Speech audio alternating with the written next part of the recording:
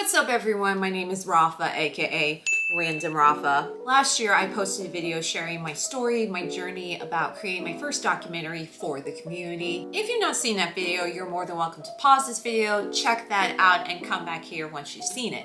But if you've already seen it, you came to the right place. Today I'm going to share with you some new updates on what has happened and what's going to happen with the documentary. I know some of you that know about it are pretty excited. I've seen your messages, your posts, I greatly appreciate that.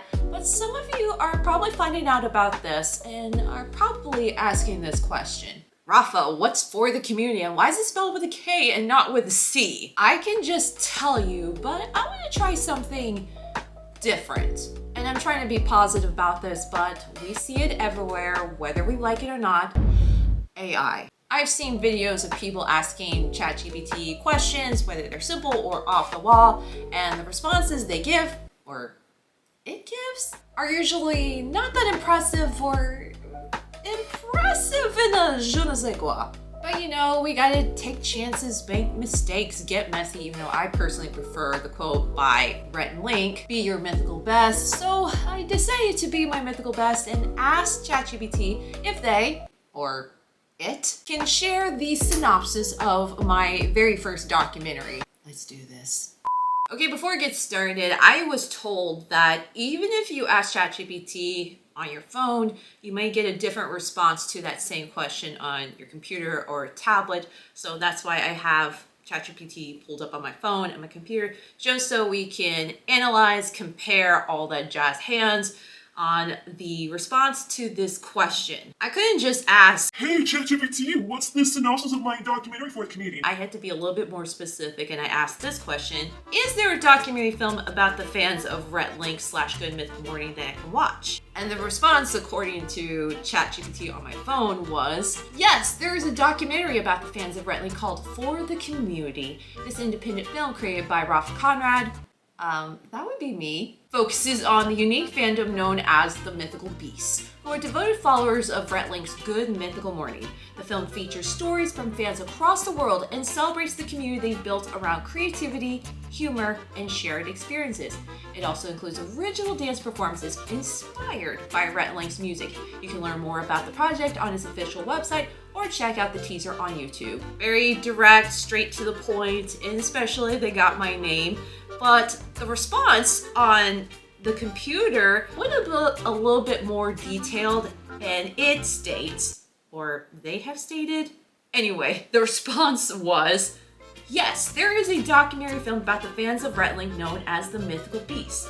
The film title For the Community, previously known as Project Mythical Beast, gives an inside look at this unique and passionate fan base.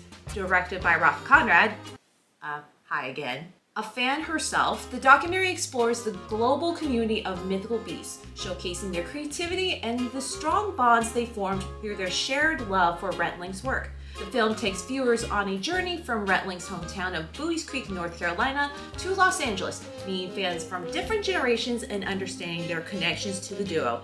It also features creative dance pieces inspired by Rhett and Link's music, bringing another layer of artistry to the fan experience. You can watch the teaser on YouTube and support the project via its official website.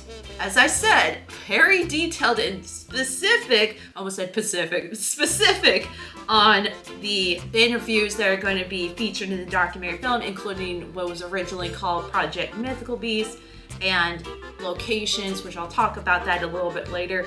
But in general, the title of the documentary film, who's created, hello, and who are the fans, and especially what's going to be featured in the documentary film, and especially with the teaser for the documentary film, which here is a montage of what we have so far, and I'll show it to you in 3, 2, 1.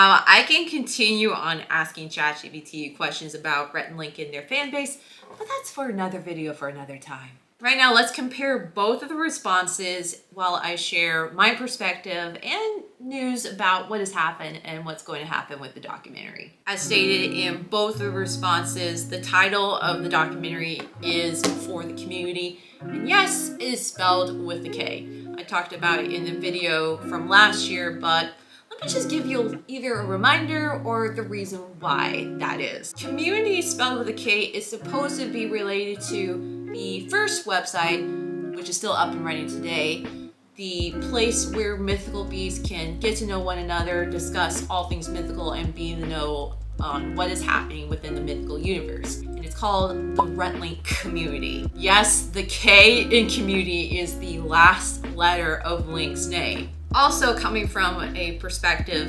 from someone who is not familiar with the mythical universe yet, the reason why I want to do that because there is a little secret within, if you're into advertising or promoting all that good stuff, there is a trick that if you use something that has like a k or a ch sound, that will attract more of the audience. For example, Krispy Kreme or Reebok, or it's not spelled with K, Coca-Cola. That will gain more attention. So that's the reason why I titled it For the Community, especially spelling community with a K and not with a C, is because it's related to the Rhett and Link website and give a little bit of the K effect. If I kept it as For the Community spelled with a C, people will think like, oh, it's related to that series, Community. No, it's not, even though I do like the show, and yours truly has attended community college. Oh, by the way, if you see Rhett, please do not mention to him that I have attended a community college because he has a little thing about them. I hate cats that go to community college. As mentioned in both the responses, the film will feature interviews and stories shared by the mythical beasts, plus some very special guests.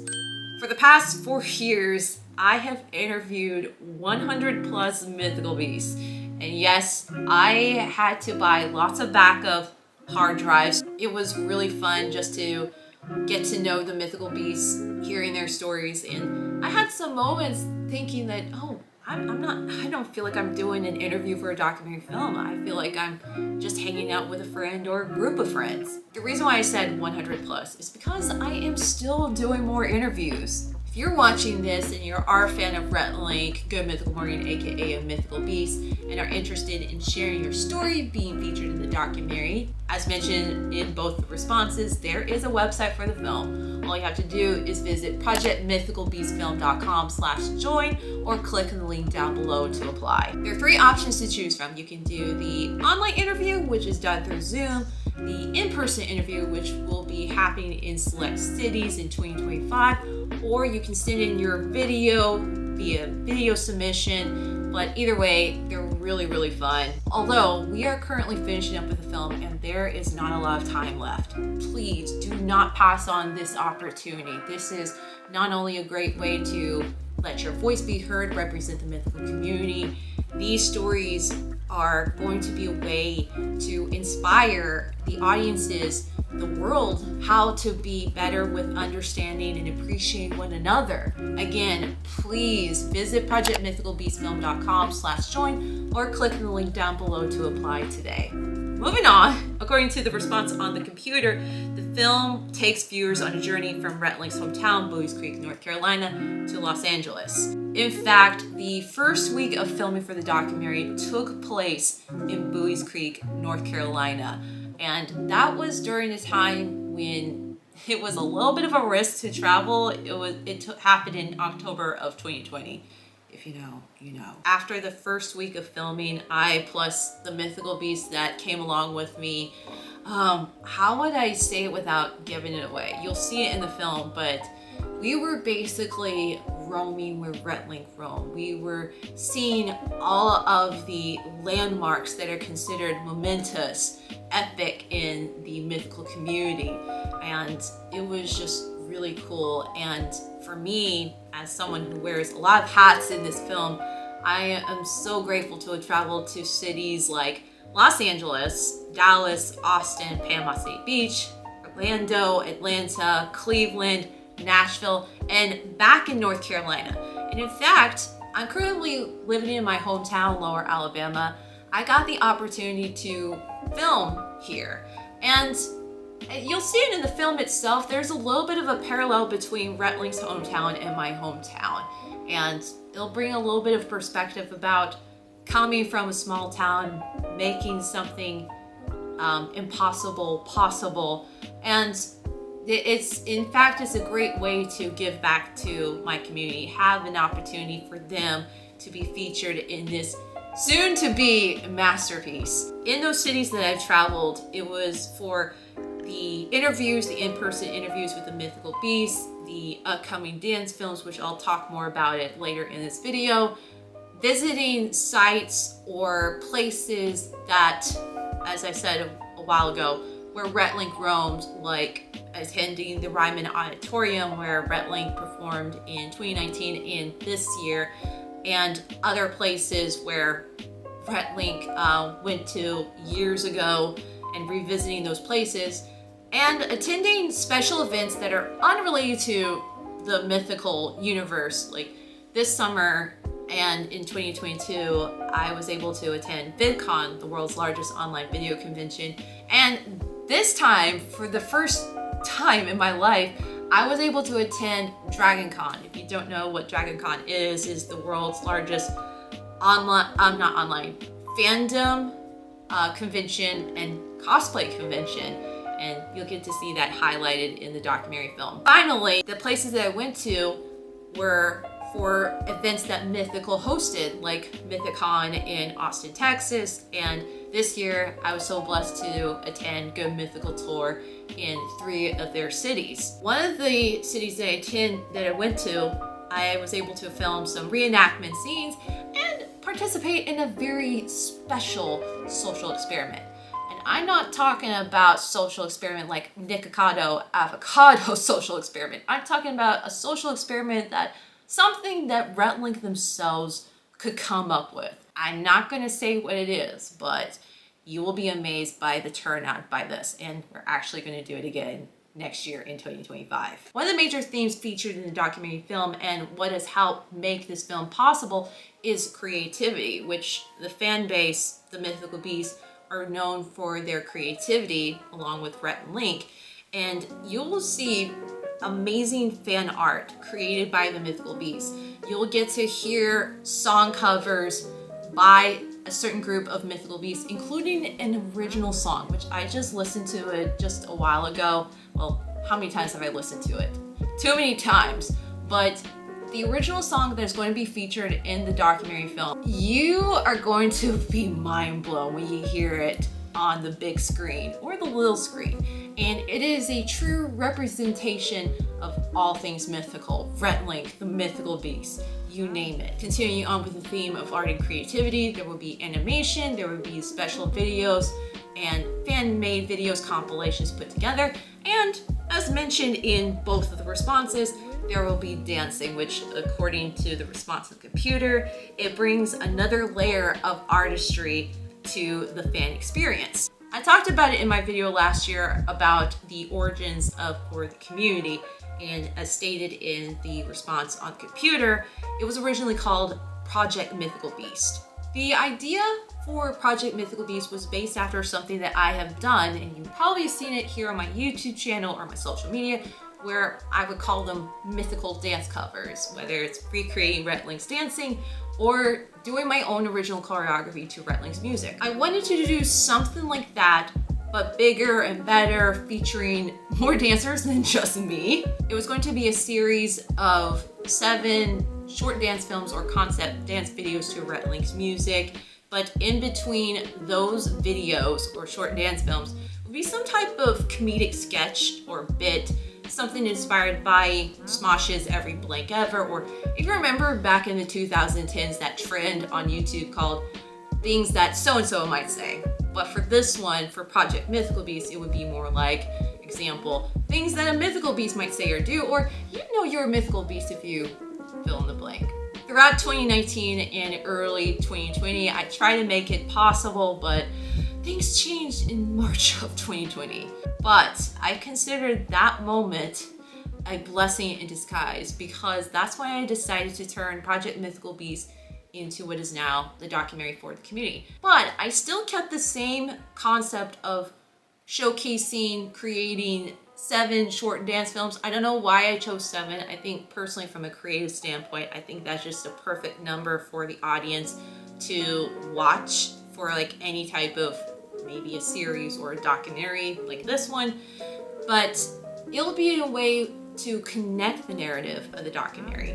Plus, it's just another great way, as I said, a little bit entertaining, but as a little bit of a song and dance for the audience. Like, for example, they watched a chapter or watched a moment, and then they're led into some type of song and dance. I personally believe that it's a way to honor what Rhett and Link have done, like their music videos, their content, but using the power of dance.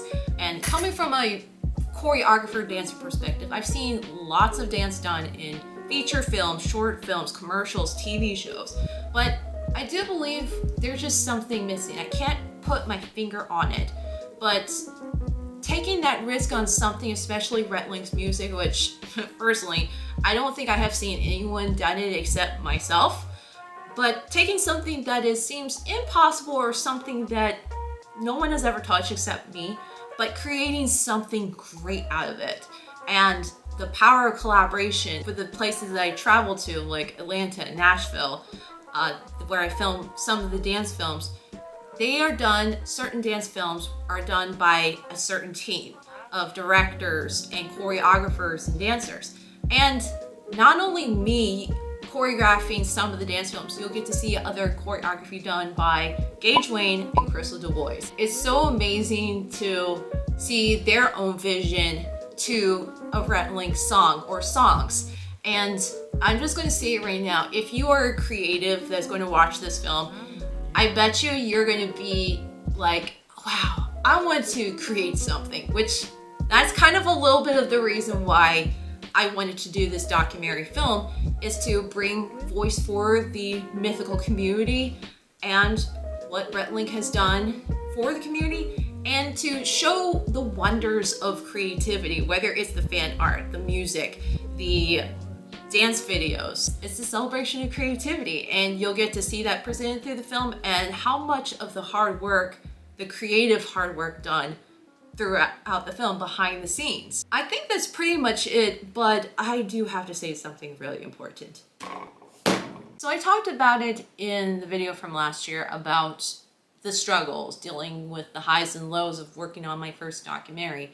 I talked about dealing with lots of family emergencies, dealing with multiple jobs, because remember, I'm a human being. I'm not always a content creator or filmmaker. I had to deal with lots of jobs that I have to do, even working longer hours to fund the documentary film. And I talked about it that last year I dealt with an unexpected moment that affected me physically, emotionally, mentally, and spiritually. Even though I recovered from it physically, but my mental health took the turn for the worse. And it was so bad that I couldn't even recognize myself. And it was at the point where this film couldn't happen because how I was with my mental health. But something happened in October of last year, 2023, that I guess you could say stoked the fire, really reminded me why I wanted to do this documentary film, reshifted my focus, and it actually motivated me. But the first thing that motivated me to finish this film was taking care of my mental health. At the beginning of this year, I finally got some help. I took the time to rest, even though I had, and I still have some moments, but it's gotten better. I've had moments of worrying that if I was falling behind, then I would be in panic, like, oh no, it's not happening, I'm such a failure, and get into this imposter syndrome. But I've learned that rest is not failure, is not a sign of failure, is definitely not. But when I learned how to rest properly and organize my schedule better, I have seen so much improvement. One of the major themes of this documentary is community and connections. I got to connect and reconnect with my friends in the area and even the Mythical Beast online. And it's kind of ironic that I'm doing a film about community, and I have to remind myself, practice what I preach. I can't always be alone. I know you have to be alone in certain things, but you can't always be alone. You need to have your team. You need to talk to someone and be with those that believe you are like-minded. We rise by lifting others. Going back to what I said about organizing my schedule, back then I would be so quiet about doing, yes, the documentary, but other projects, because I would be scared about failure, being made fun of, or if I talk about it, it would not happen. There's nothing wrong to talk about something that you're passionate about, especially with this documentary film, which is now my baby. It's at the point where it's time to talk about it, not a lot about it, but just talk about it just to get someone's attention. But then at the same time, I think there is a science about if you talk about it, but there's a little bit of like a motivation of actually doing it. And I had to treat this documentary film as if it was my job, even though I still have multiple jobs to do, but I have to just focus it as if it was one of my jobs. And back then I would be very sporadic with my scheduling. I would do it either too little or too much of it during the day and not be able to do all of the other things that I want to do and the documentary. So I would set a time on certain days of the week, like, oh, it's time to be a producer on Monday. Oh, it's Wednesday. It's time for me to do some workshopping. Oh, it's Friday. It's time to do some editing and emailing all of the people involved with the film. And there has been so much improvement. And honestly, this year alone, 2024, we've accomplished so much with this film. And when I'm saying we, this film started out as a one-person crew, yours truly. But again, with the power of collaboration and just reaching out, I have a lot of amazing people working with me, from directors to editors, choreographers, and even the Mythical Beasts, as I mentioned earlier, that have been sharing their talents to help me make this film possible. And wow, I mean, I am awestruck of what has happened and what's going to happen, and I can't wait to share with you and finish this film. Although, as I said a while ago, we're still trying to finish this film. In order to finish this film strong and get it presented in the big screen and the little screen, we need your support. As I mentioned earlier, it is self-funded, but thankfully we have our physical sponsor, Fractured Atlas, which all of the funds sent to this special fundraiser created by Fractured Atlas, they're all tax deductible. And if you visit projectmythicalbeastfilm.com/donate or click on our fundraiser link down below, you can donate there, and every single donation will go towards production, post-production, and promotion, including applying for future film festivals and getting presented on the big screen and little screen. I am happy to say that we do have merch at our store, including these special bracelets right here and our t-shirts, which all the proceeds from each purchase will go towards the documentary film. And be on the lookout on our store for more merch drops very, very soon in 2025. Okay, before I close, I got to make a little bit of an announcement or two. A while ago, I mentioned about the opportunity to share your story for the documentary film, but there's going to be another opportunity to be part of it as well. As I mentioned a while ago, there are going to be 7 short dance films, and while I'm filming this video, we're preparing to film our 6th and final one. Now, hold on, didn't I say there was going to be 7 of them? Yes, I did. But 6 of them are going to be the high quality production dance films. The 7th one is going to be very special. So special that it's going to feature you. What? Yeah, let me explain. In 2016, Rhett and Link premiered a series called Buddy System. In episode 3 and the last episode of season 1, there was this song called BFF, which featured a very special dance. And I will show you just a snippet of it right now. Fast forward to 2019, yours truly did a remix version of that dance, showcasing my own choreography and the original choreography. During pre-production for the documentary, while I was deciding on which songs were going to be featured in the dance films, my first choice was BFF. I originally wanted to make it as one of the dance films, but I felt like this would be a great opportunity for those that want to show off their dancing talents and be part of a special dance challenge. Be on the lookout for a special announcement here on my YouTube channel, my social media, and the film's website to be part of the documentary film in this upcoming dance challenge. I don't know what we're going to call it. I mean, it can't be called BFF Dance Challenge because it's already been taken. Probably be RLBFF Dance or RLBFF Dance Challenge. It's a work in progress. You can send, post, or share your dance challenge, including tutorials. First tutorial is very simple, easy peasy, lemon squeezy. It's just the chorus of the BFF dance. The dance itself is no longer than 50 seconds. The second one is made for the advanced dancers, the ones that want to show off their creative side and collaborate with their friends and probably their dance studio. And the dance itself is 60 seconds long. But either way, whether if you're a professional dancer or you just love to dance, this is a great opportunity that cannot be missed. So be on the lookout for the special announcements sometime in mid-January on how you can participate in this upcoming dance challenge. And finally, before I close this video, you saw the teaser for the upcoming documentary film, the montage of what we've done so far. I'm going to have to be a little bit honest with you right here. You've probably seen posts about it. You've probably seen some of the videos where it said, oh, if I reach 1,000 subscribers, I'm going to release my little big video that's been waiting to be shared for a long time, which is right now by filming this is how many subscribers I have right now. Well, that little big video is the brand new trailer for the documentary. It is so hard for me not to share too much about it, but this is going to be the biggest video that I have been wanting to be shared for a long time.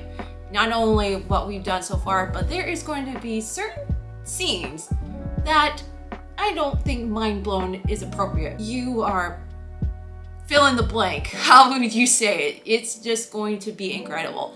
But I cannot premiere the new trailer for the documentary unless if I reach 1,000 subscribers. Please help me get to 1,000 subscribers so I can reach my goal of 1,000 and I can release my brand new trailer for the documentary. Please and thank you. Well, that is it for today in this new update video for the documentary. Thank you so much for watching. If you enjoyed this video, click that like button. It really does wonders. Also, if you're new to my channel, make sure you subscribe and click on that bell to be on the lookout for more content like this, including new updates and probably some behind the scenes content for the documentary. If you want even more content created by yours truly, make sure you follow me on Instagram and Twitter, or X, whatever you call it, at Rapha Conrad.